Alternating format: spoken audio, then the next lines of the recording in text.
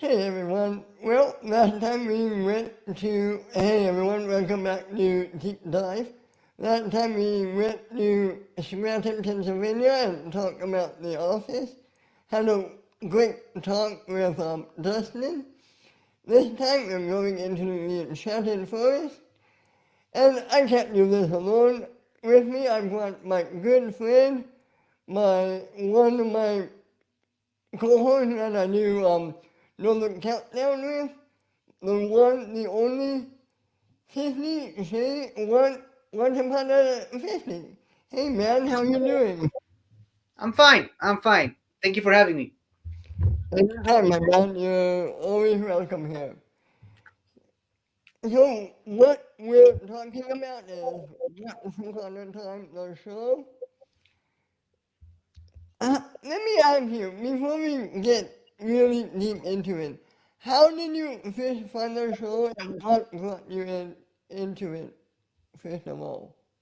Well, just like anything else involving me, it's not a simple, straightforward answer.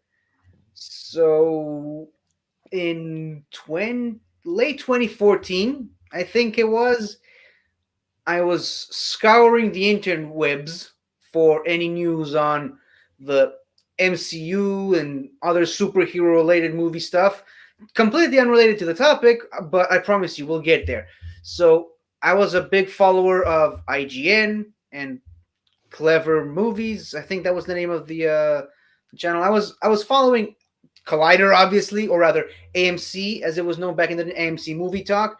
So one and Watch Mojo, all these stuff, and one of these days I just found a video on IGN that just had in the thumbnail it just had live action versions of Anna and Elsa in it, and they were discussing specifically that season 4 of Once Upon a Time. They were just talking about what they felt about the first episode. Sorry, my computer is making noises.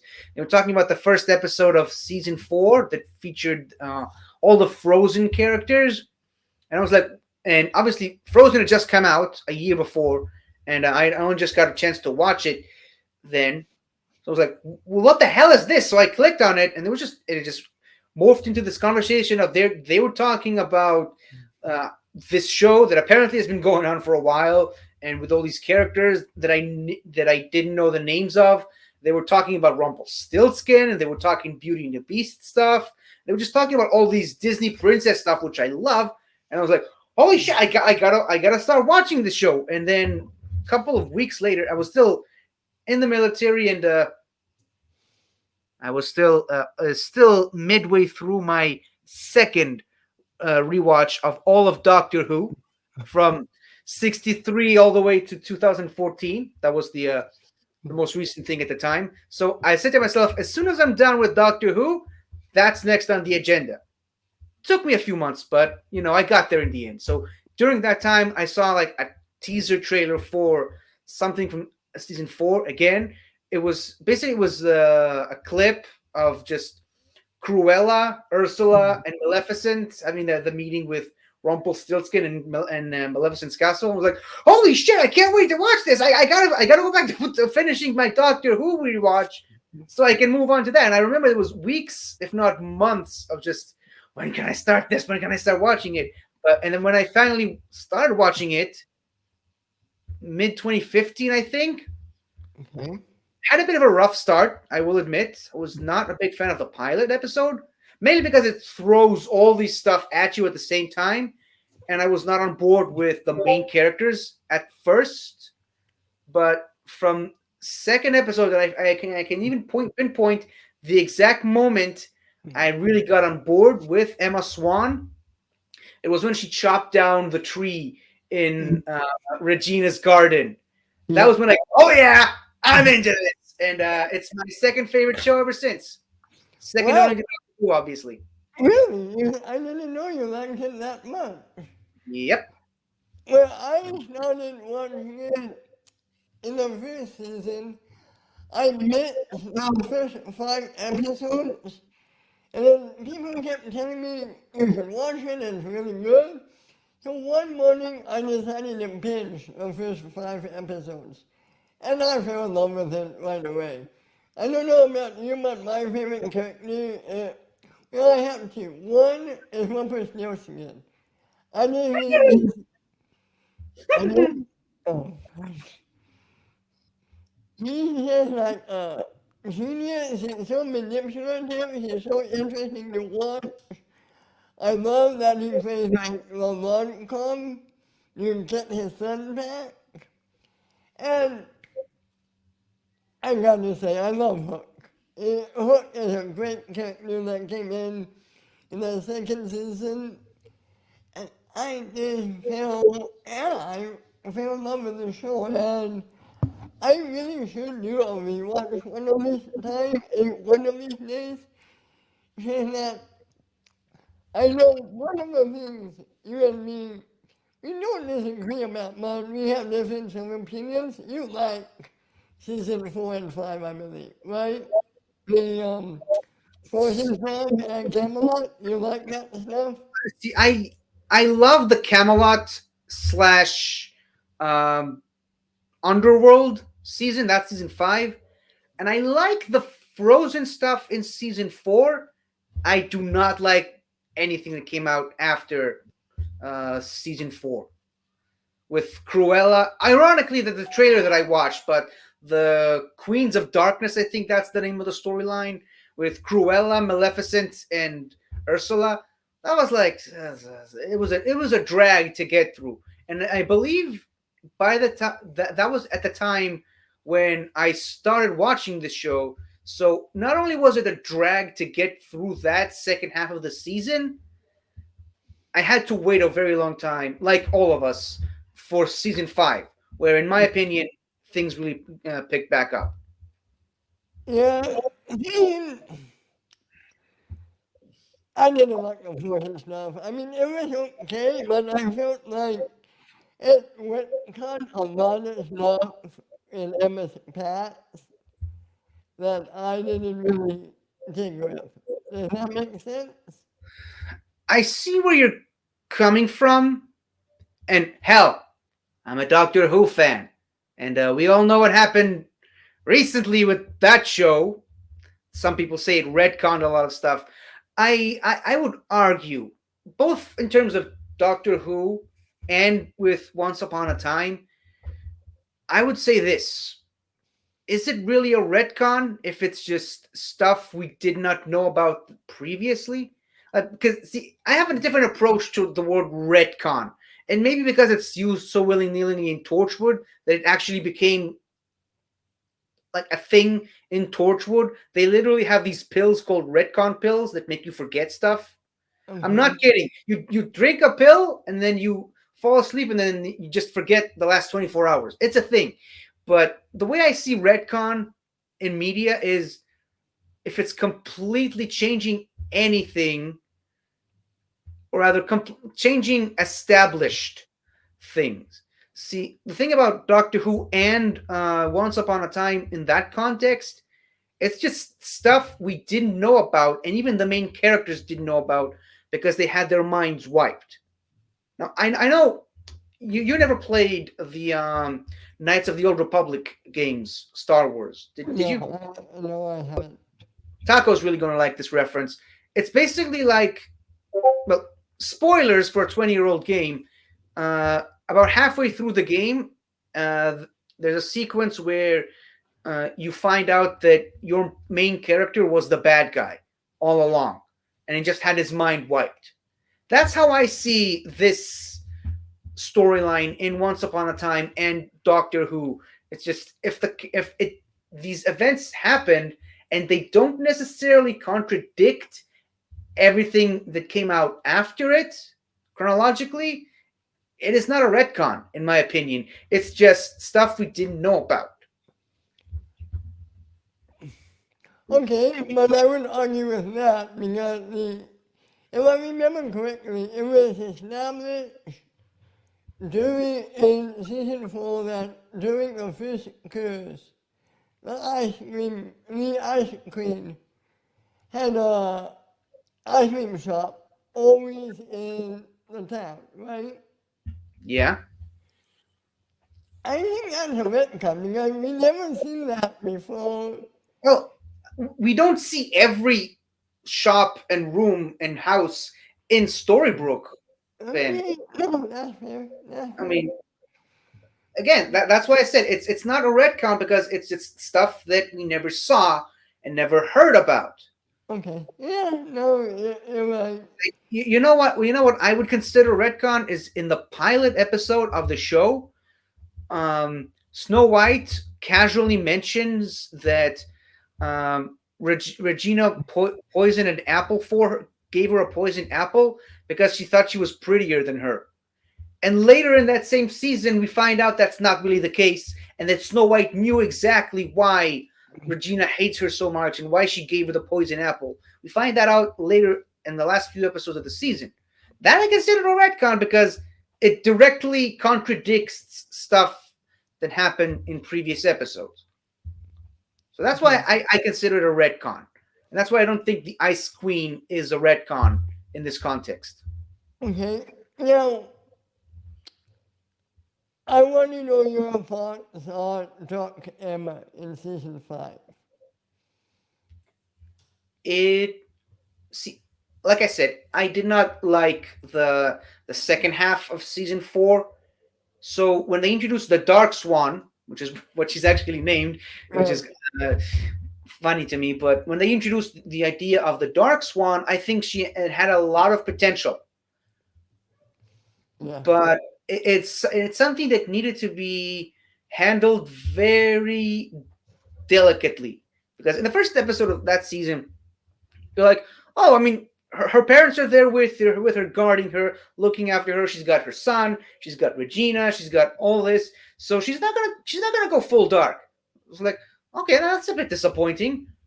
But then you find out the reveal that she cast another curse and then she fully embraced the dark swan persona, which I like that.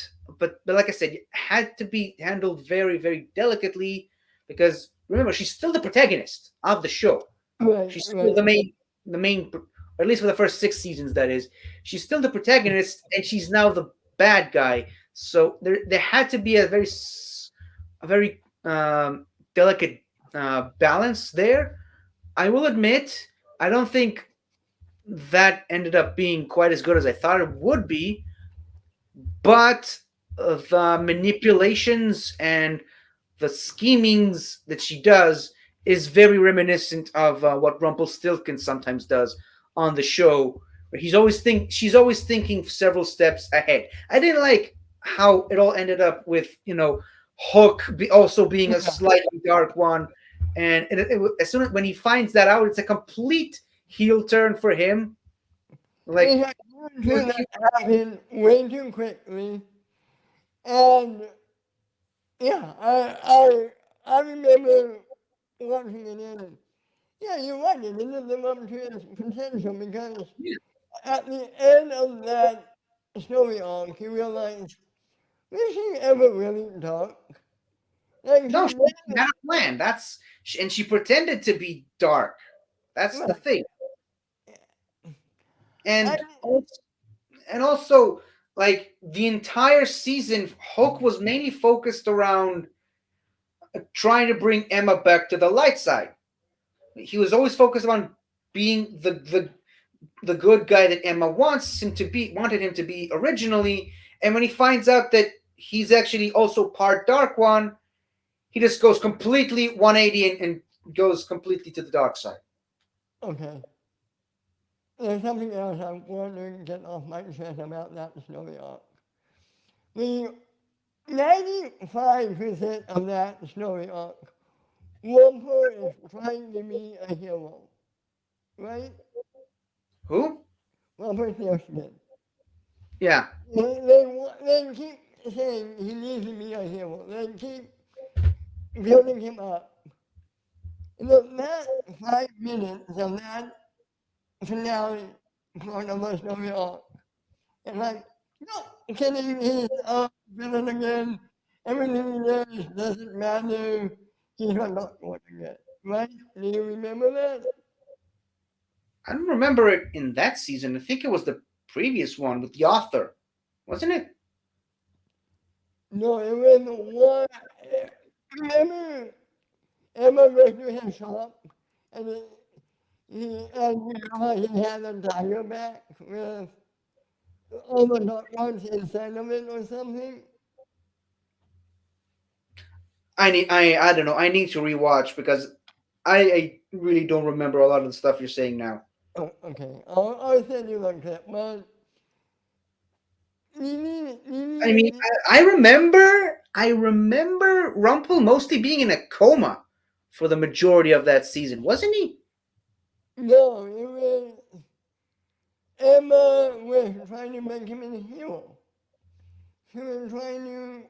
It was the it was the Academy season, if you The remember. the wait, the Camelot season? Yeah.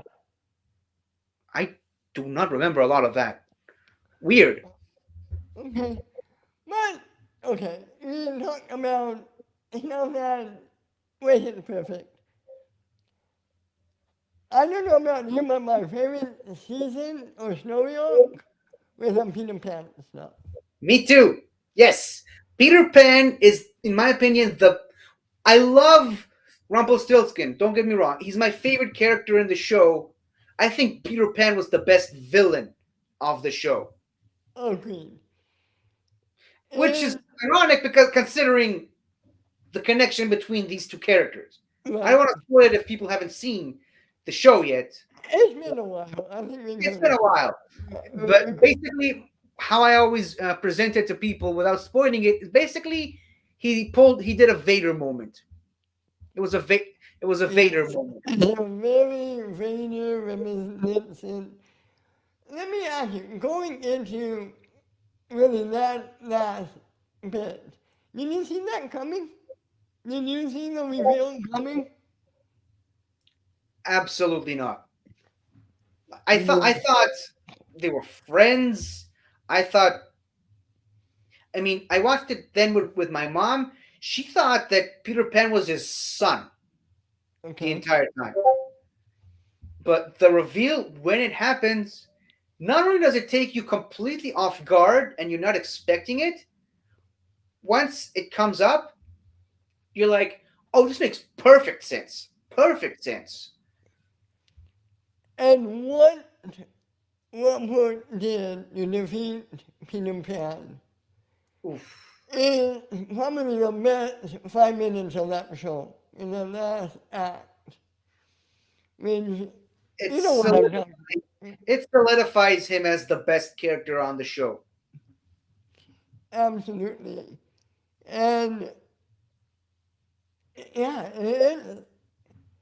it's sad because you see what kind of life Rumpel had before he became the Dark One. And with all the flashbacks leading up to him becoming the Dark One, you realize why he did what he did. And the moment he lost his son, he regrets it, which makes him go on this path to make this doctor to begin with, right? The long game. The long game, exactly. What did you think Which about? then brings back, which it goes back to the episode several episodes later with the Seer Right. that he's I didn't like the idea of him literally gaining the ability to see the future because I feel like it took away from his cunningness and his and the idea that he knows what people will do. I think it kind of takes away from his character now that he literally has cheat codes essentially into what's going to happen anyway. But I love that using the idea that using his ability to see the future, he now knows exactly, or rather, for the most part, what he needs to do there to get what he wants. And when you actually put it in the context of everything else that happened in the flashback, like him, he actually deliberately got himself captured and thrown in prison specifically because he was playing the long game. And even after that season, when he comes back in the later half of season 3, he still always thinks ahead. And again, it goes back into the idea that he can see the future now, or a version of the future, but he's still one of the smartest characters in ever written in TV history. Now, there is a great episode in season 2 where Emma, Rumpel, and Henry go to New York to find Rumpel's son. And they go to, they found the son's apartment. Nobody's there. They sneak in. The, you realize the son is Henry's dad. What did you think about that reveal? I mean, this show is littered with great reveals, and it makes, again, it hits you by surprise, and it totally makes sense because season 2 start. Remember, the first scene in season 2 opens with a a pigeon sending a message to Henry's dad, and you're like, well, who's this guy? Right. Where did this guy came from? What does he have to do? And he's never seen again until later when you find out that him and Emma were once together, and he's basically Henry's dad. And by that point, you forget who that character is because it's been that so long.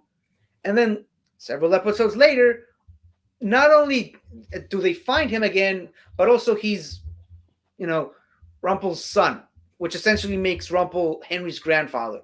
And good God, that poor kid, the the uh, the family tree that this guy has.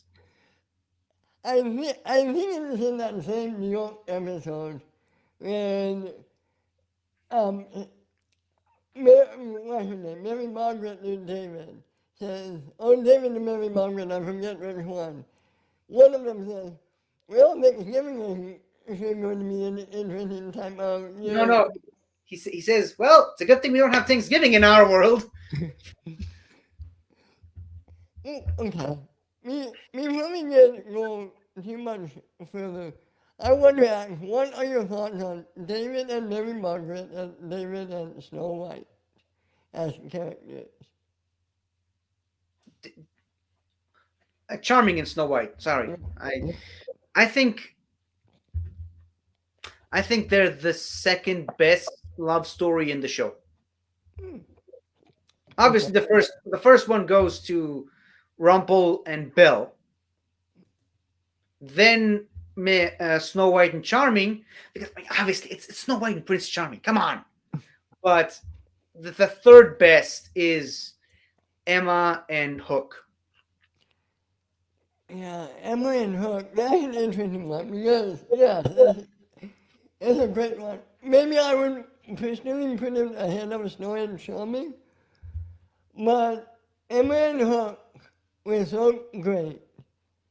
And I believe, and I want to know your opinion, I don't think that was the original plan. I think Emma was supposed to hang Hook up, no pun intended, Hook up with Henry's dad originally. I think they were going to be a couple in season 2. I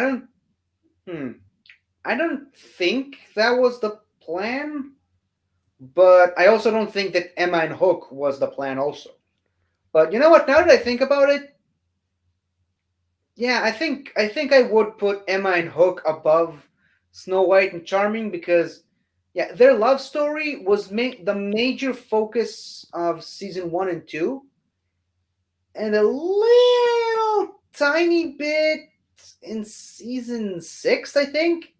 But for the most part, their love story was already pretty set in stone, while Emma and Hulk were the will they, won't they couple for most of the show. For me, they were fascinating and interesting and entertaining. I loved it whenever modern technology frustrated Hook. Mm, yeah. Like, yeah, one of my favorite, of course, one of my favorite lines is in the season 3 finale when they go back in time and they're trying to figure out a way home, and Emma's like, who do I look like, Marty McFly? And Marty McWho? that totally, And then in that same episode, I think they had Emma give herself the nickname Princess Leia. Yeah, I think she was like, well, this is Prince Charles, the the British prince, and I'm Princess Leia. And you can tell the showrunners are Star Wars fans, right? You can Yeah. tell. Now, it slightly reminds me of. I know you never watched the Sarah Jane Adventures, but long story short, there's an episode when Sarah Jane and her son Luke travel back in time and meet Sarah Jane's parents. And Okay. obviously, she can't say that she's Sarah Jane because that's their daughter. So her and her son are like, I'm Victoria Beckham. And then her son is like, and I'm David Beckham. Oh God. So it reminds me of that a little bit sometimes. Yeah, there's some great um, Star Wars references in Once Upon a Time. The If the you- the Wookiee prisoner gag.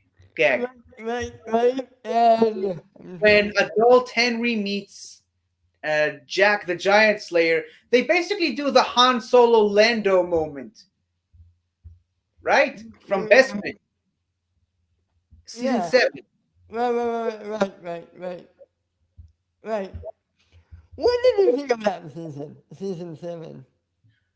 I think it was unnecessary, but I'm happy we got it because it wrapped up so many dangling story threads, wrapped it all in a nice tight bow, and it gave every single character of the show the ending that I think they deserve. But again, I think season 6 ended beautifully and perfectly, that to the point where you didn't even need season 7.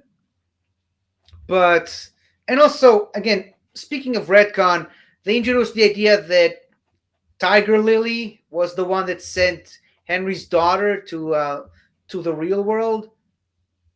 Which okay, they just used a character they literally just now introduced into the show, which apparently was around for a very long time. We never heard about her.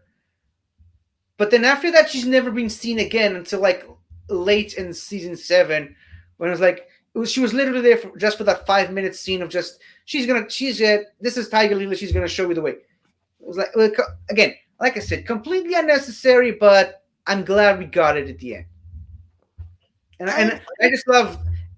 Speaking of Star Wars, the victory celebration at the end of Return of the Jedi, where we see all the planets, they basically did that with all the realms, where we see Agrabah and um,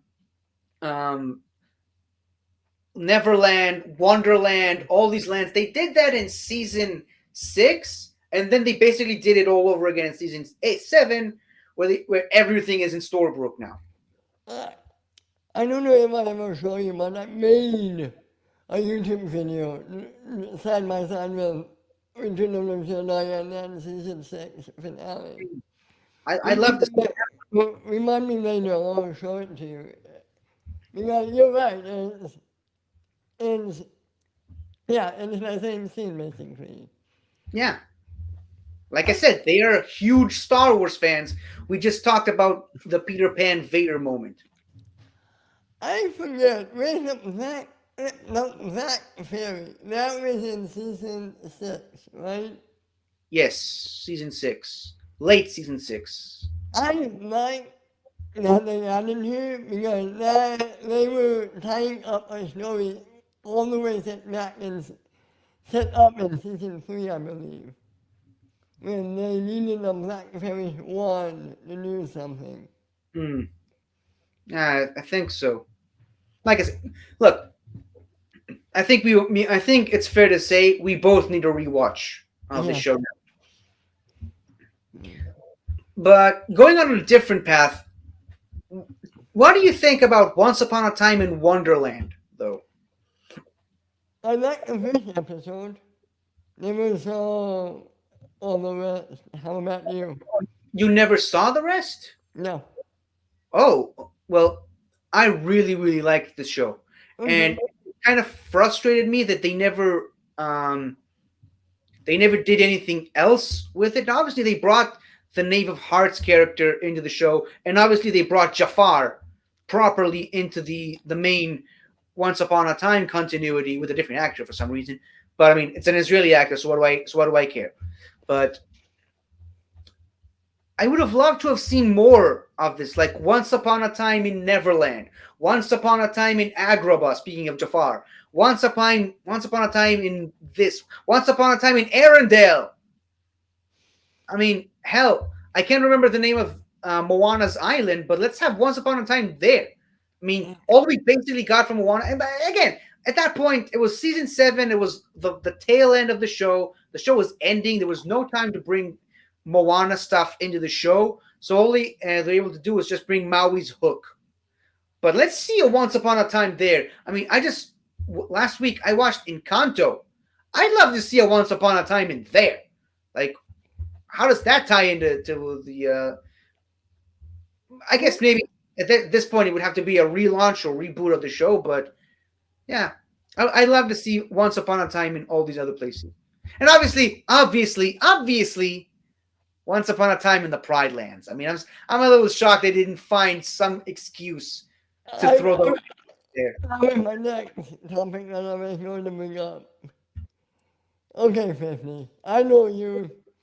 You're probably the biggest Lion King fan I know. If you were to bring Lion King into Once Upon a Time, how would you do it and who would you cast as the characters? I mean, it's kind of obvious who Mufasa's gonna be, right? If you could Here, yeah, but here's the problem you run into that though. Do you actually introduce the idea that actual lions exist, talking lions exist, or is it just essentially humans taking on the same roles that the animals had in the movie? It's like it's a very fine line. I always thought of it whenever I had this discussion. I always thought in the enchanted forest reality, it's animals. But when they're here, it's humans taking on the personalities. That's actually a very good way to go about this because remember, Jiminy Cricket basically Exactly. became human. But obviously, that's a different that's a different thing because he was human before, and then the blue fairy made him into a cricket. So maybe there's some magic that would bring the animals from the Pride Lands into Storybrooke, the live action. But the main problem with that is if you introduce a Lion King type story into that universe, it would have to be completely CGI if you're going with actual talking animals, like you had with Red Riding Hood as the werewolf, or um, well, Maleficent as the dragon, or the Scarecrow from the Wizard of Oz area. The Right. Scarecrow was entirely CGI. And also, speaking of Once Upon a Time in Wonderland, the White Rabbit was entirely CGI, voiced by John Lithgow. His wife was voiced by Whoopi Goldberg, by the way, who also is the voice of Shanzi in The Lion King. Just wanted to point that out. But yeah, the caterpillar, voiced by what's his face, Iggy Pop. Oh, So yeah, wow. a lot of CGI went into Once Upon a Time in Wonderland. If they would ever do a Once Upon a Time in the Pride Lands, they would have to go full CGI or do something similar to the Lion King movie, the 2019 version, or just have CGI animals in a live action jungle environment. Because much as I love the show, I gotta admit the green screen in the show was not the best. Really Yeah, not the best. no, you're right about that. But, okay. It's so painfully obvious that it's green screen. And remember, this was done during the time, the show was being made during the time of Game of Thrones, of the Matt Smith era of Doctor Who, where green screen technology was like they were reaching movie level potential. And obviously today, with obviously if they were to remake the show today or bring the show back, you gotta imagine they would use what's this, the volume Yeah, from yeah. the Mandalorian and Book of Boba Fett. They would use that, but back then, it's weird that you compare green screen from this show to other shows from that era, and yeah, it's a and especially since it's Disney, like it's not like they're short on money, especially during that time with uh, Tangled and Wreck-It Ralph and Frozen uh, breaking the box, and the Avengers movies obviously breaking the box office. There are two characters I want to bring up real quick. The Wicked Witch, what did you think of her? And the character that I felt was the more underused character, and I found fascinating, the Mad Hatter. Hmm.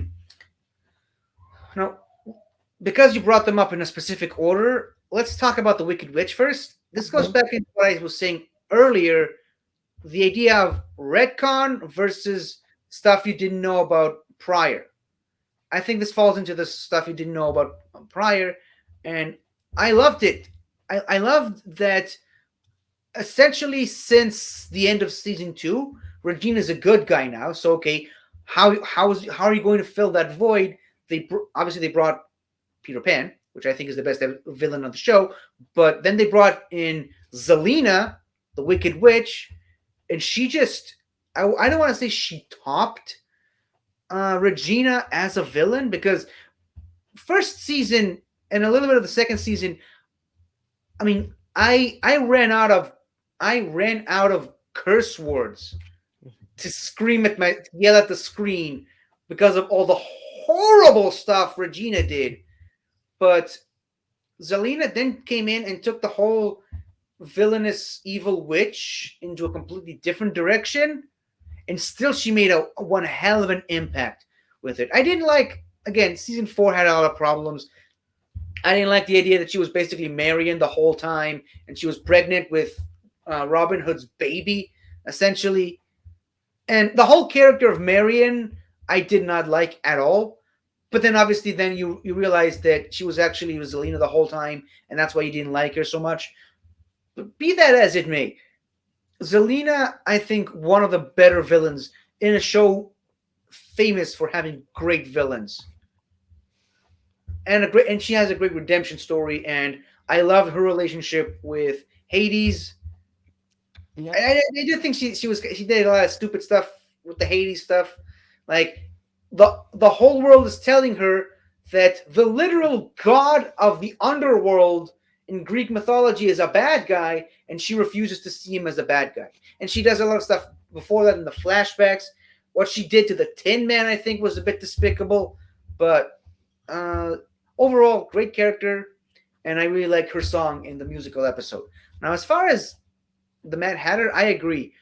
One of the most underutilized characters in the show, and for obvious reasons, obviously Sebastian Stan kind of was busy a little bit after the first and second season, I know, but it's like, okay, you can he left, but how pissed can you be seeing where he went to, you know? Like, can it really be that mad that he left, seeing where he went? yeah, I mean, I love Sebastian Stan as the Winter Soldier. Falcon and the Winter Soldier is my favorite of the Marvel Disney Plus shows so far, Really? Wow. but I mean again story for another show, but um, I would have loved to have seen more of that character, and especially the potential, the limitless potential that you had with that character, especially with the hat that can basically jump between realms. And like we never really fully got to see the full extent. We only scratched the surface of what that hat can do because we see multiple doors there. Like we see the enchanted forest and Wonderland. What else can be found behind that hat? Now it's another part of I think missed opportunity that they did with The Nightmare Before Christmas, where you basically see like 4 or 5 different doors, and you only get to see what's behind 2 of them. What does the St. Patrick's Day door looks like? What does the Thanksgiving door looks like? Why the hell wasn't there a Hanukkah door or a Passover door there? Like, what the hell?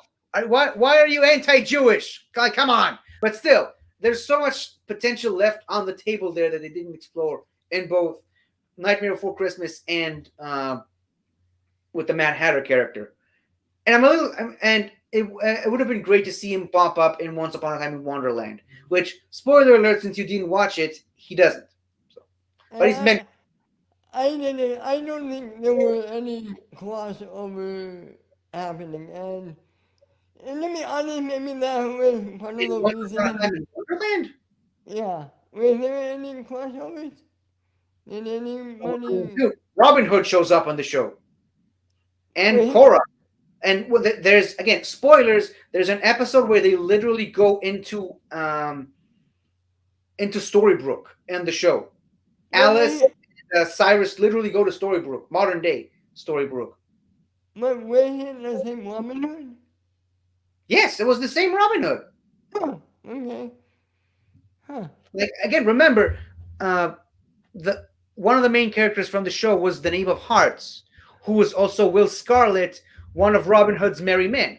It Okay. makes sense Robin Hood was there, and it's literally Wonderland, so of course the Queen of Hearts is going to show up, right? But no, There's no. there was a ton of crossover between those two shows, and obviously then later on they brought Jafar. So the ending of that show is a full setup to why Jafar was a genie in a bottle in Storybrooke in season 6. Like it's not just because of the movie; it's because of what happened in Once Upon a Time in Wonderland. Might have to go Doesn't, back and doesn't watch. explain why doesn't explain why he's a completely different actor, but that's beside the point. And, I might have to go back and watch that. Yeah, And okay.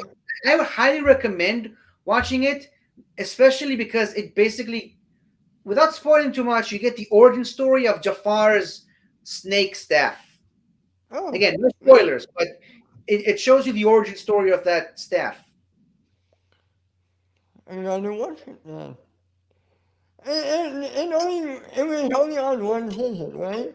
Yeah, which Oh, again, part of the reason why I'm sad that they never did more with it. yeah. Um, yeah, they could have had something special, but, what did you think of Henry as a character?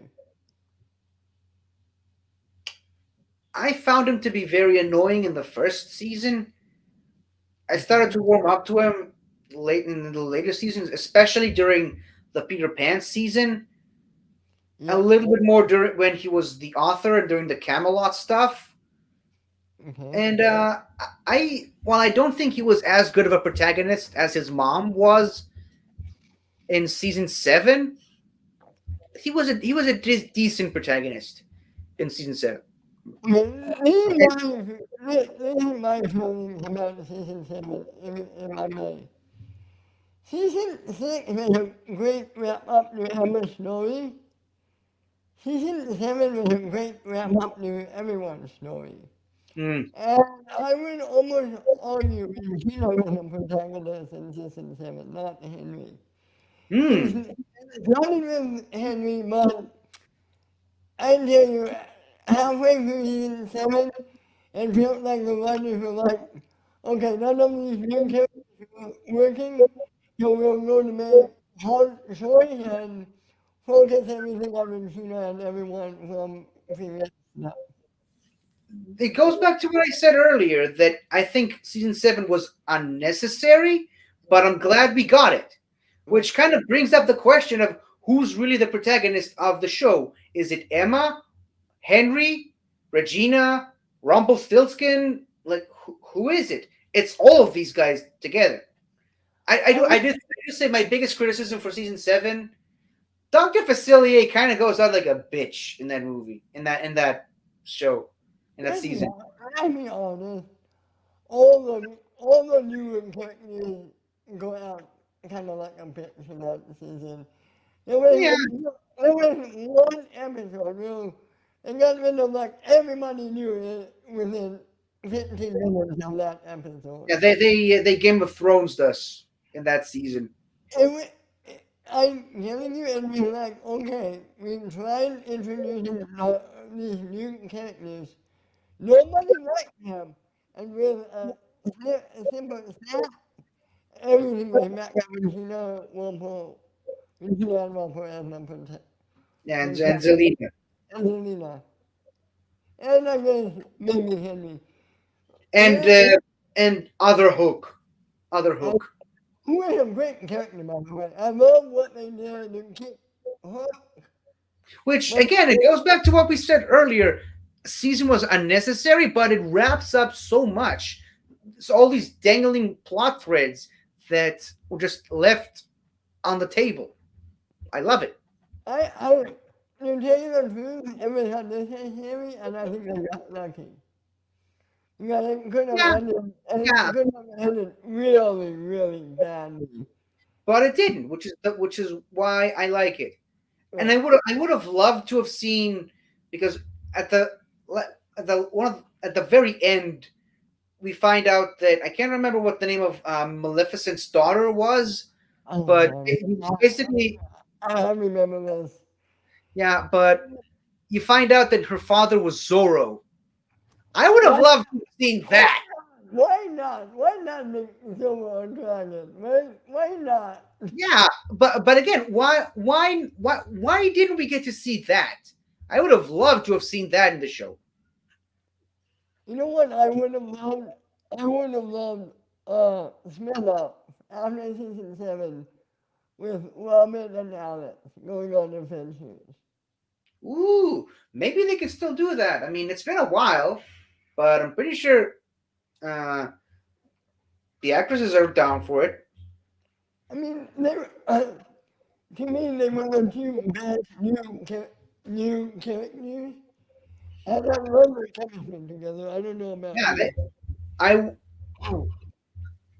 I mean, there's so much spin-off potential just from that last season alone. They could have just done also um, Red Riding Hood and what's her face, Dorothy.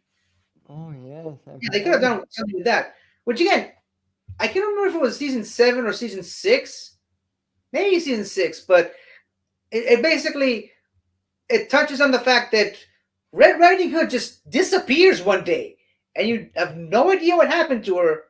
But then, like, oh right, she was in Oz this whole time. Yeah. Okay, sure, fine, as long as you get to see her again. I will say this: a character that I didn't think her story wrapped up the way I wanted it to was Mulan. Well, I was just about to bring her up. Oh, really? Great minds think alike. It's weird. In season 2, she's one of the trio that I call the three pointless characters. Because you have Mulan, you have Christopher Philip, and you have Aurora.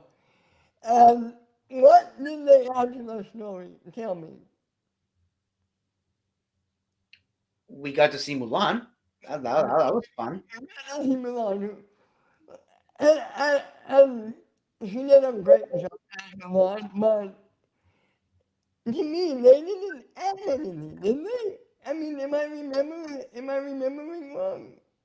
I mean, I off the top of my head, I don't remember any significant contributions other than just being a guide to Emma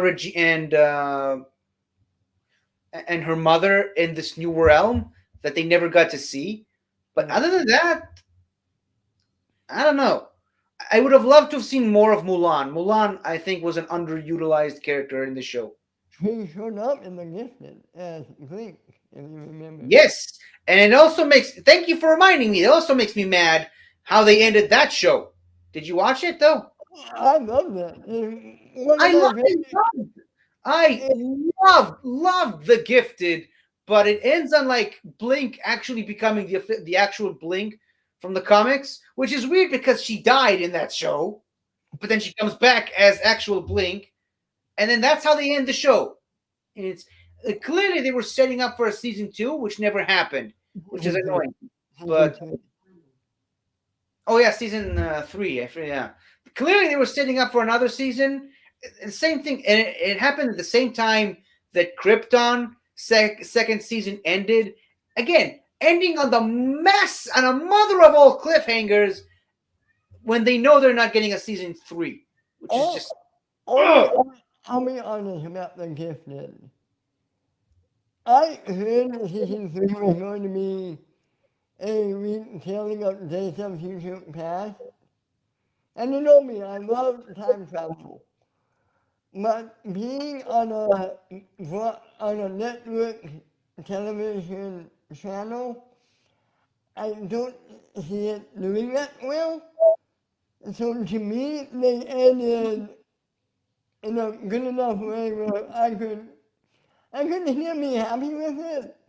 Would I have loved to see more? Yes. But at the same time, I'm okay with it, if that makes sense. Okay. I didn't know that. I don't know if Days of Future Past would have worked as well in a TV show, but well, no. I mean, we never got to see it, so I guess we'll never know. But that cliffhanger, man, it's like the ending of Back to the Future, where you have to come with something's got to be done about your kids, and and imagine if we never got to see how that paid out. Funny. It's so funny you bring up that as an example. Because after the first Back to the Future ended, guess what? They were never going to make a Back to the Future Part 2 or 3. Never, Okay, but we did get, and I'm happy we did. we did get it only because it did so well and it's an all-time classic. Hey, it's my number one favorite movie. I mean, hey, money talks. Money, Money influences movies. it's funny because if you see the end of Part 1 of Back to the Future and you see the beginning of Part 2, they reshot the scene. Yes, And because Marty they was because they had to recast the actress. the end of it, right? And yes, but yeah, that was the original ending of Back to the Future. And they were never supposed to do a Part 2. But they did, and they thought, Yeah, when, but I guess ooh, sorry what did about I that. do wrong? Sorry about that. But I guess because it's a movie and because it did so much money, I guess it was easier to go with a follow up to that movie than a follow up to season two of The Gifted.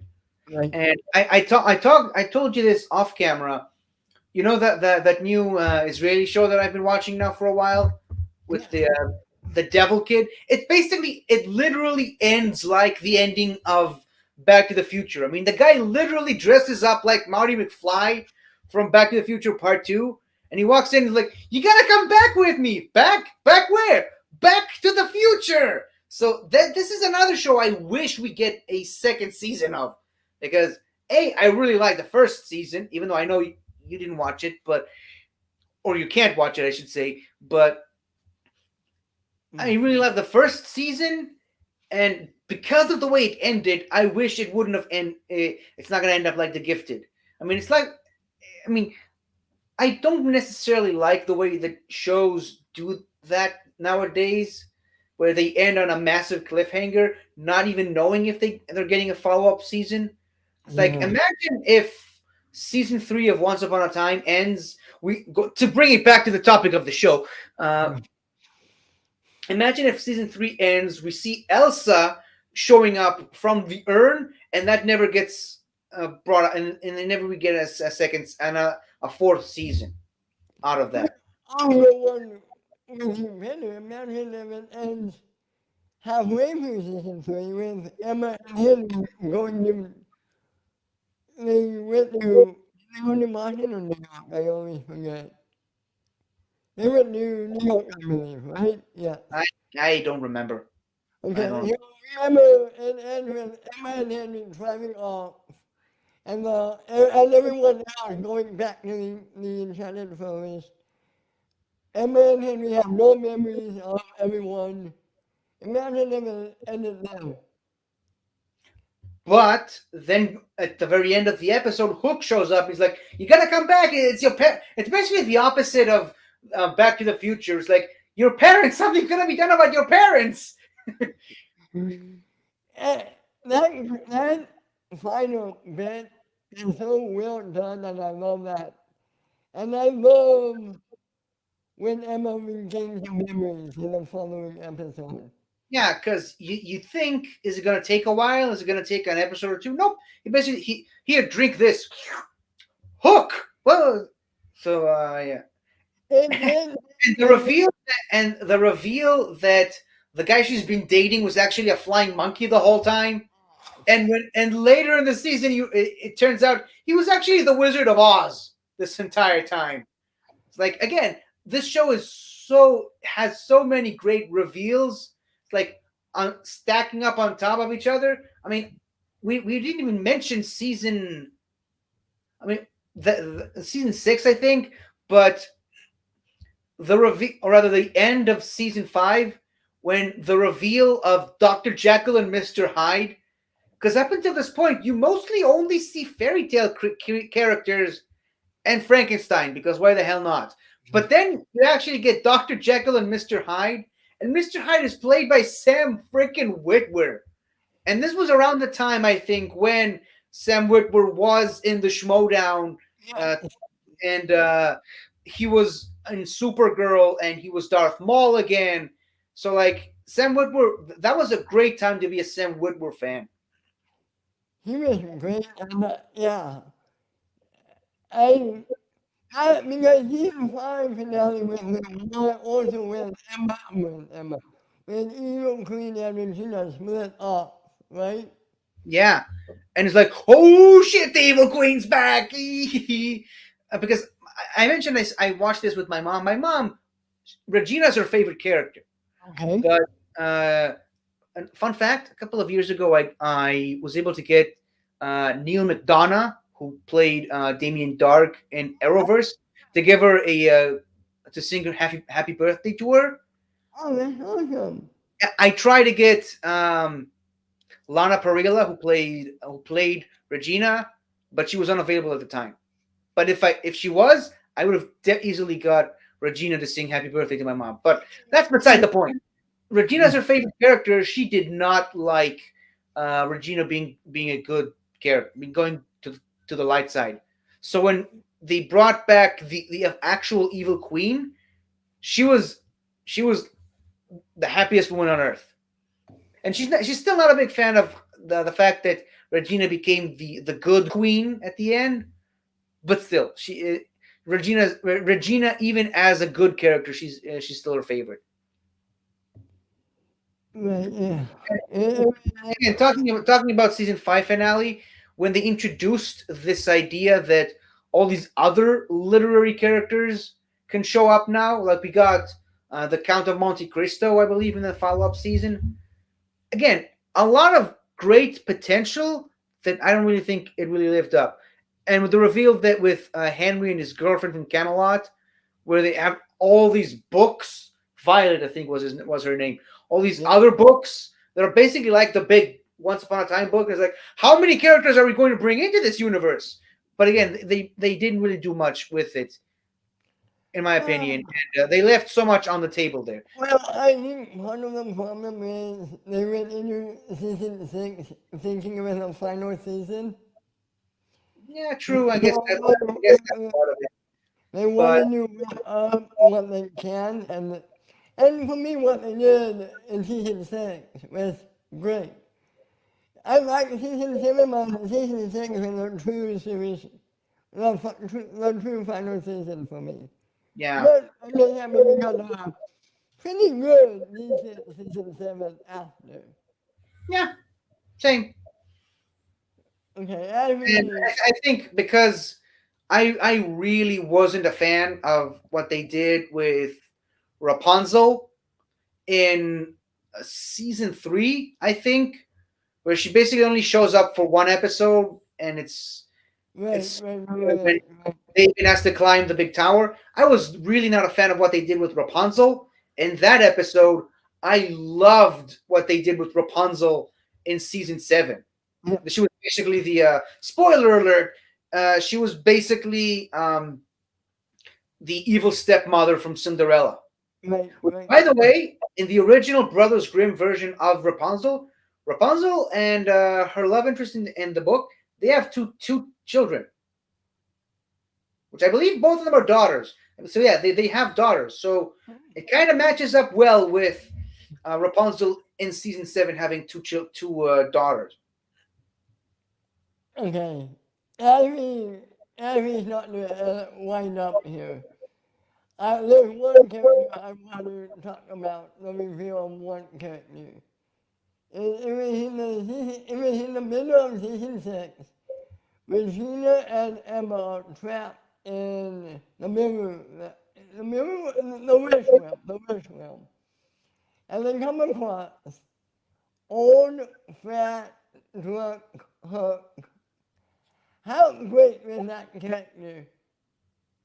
Yeah, I loved that character, which initially I was upset that they brought him back in season 7.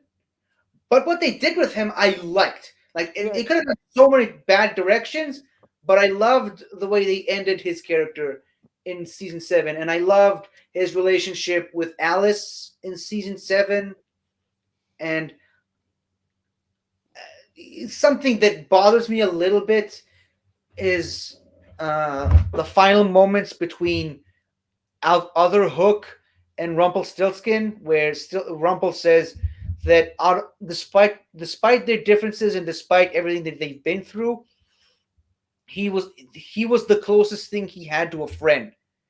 Which I would have much preferred he would say it to the original Hook. That's the only problem I have with that scene. But Yeah.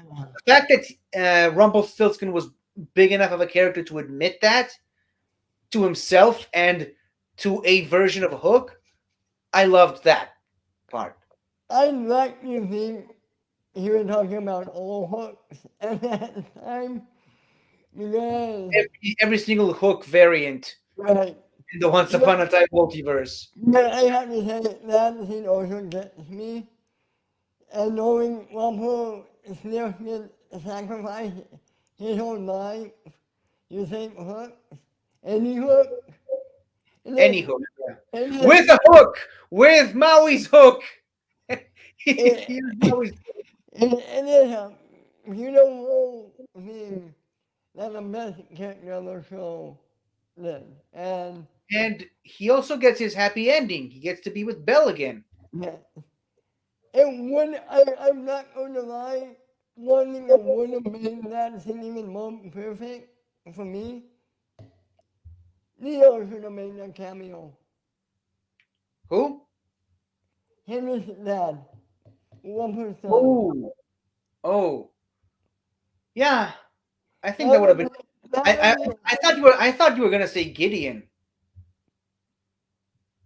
both of them, both of them. Yeah. But yeah, it kind of sucks that Neil wasn't in the show anymore at a certain point. Aside from Baby Neil, but I mean that doesn't Yeah. count. No. All right, well, thank you, 50. We went over an hour. Thank you so much for coming on. Tell everyone where they can find you. Well, you can find me on my own YouTube channel, 50 Shades of Geek. You can also find me occasionally on Twitch at 50 Shades of Geek without the F for some reason. I'm also I can be found alongside Ben on the Northern Entertainment Group YouTube channel. We do a show called Northern Countdown with Soda. Uh, I also have my own show on that channel called The Greatest Show in the Galaxy, where I talk about my personal favorite show, personal favorite franchise of all time, Doctor Who. And you said uh, you said this episode was going to be on the 14th, Yeah. right? Well, So by the time you're watching this, I was on the last episode on that channel for Let's Talk About Star Wars in the Star Wars Alien or Not game. I was co-hosting alongside Marie Wilson, and I also wrote some of the questions. And if you know me, and if you've seen some of the questions I wrote last time, expect the unexpected. But yeah, that was about a week ago from the point of view of you watching this. So go back and watch it and have a good time. But that's me. Well, thanks for everyone. Thanks for joining us. You can find me at my Twitter, Ben_Rainer. Like 50 said, I'm also on the Northern Entertainment Group on Northern Countdown with him and Soda, and I'm also on Rewind That Tape. We're doing, I think we just wrapped up Batman series. You can also find me on this channel, on my channel, right here on Deep Dive every Monday, on Jedi Academy every Wednesday, and Ben's Picks every Friday, with a couple of live streams every week. And yeah, that's where you can find me. Until next time, this is Ben. This has been Deep Dive. Thanks for coming. And may you live happily ever after. All magic comes with a price, dearie. Be careful what you wish for, dearie.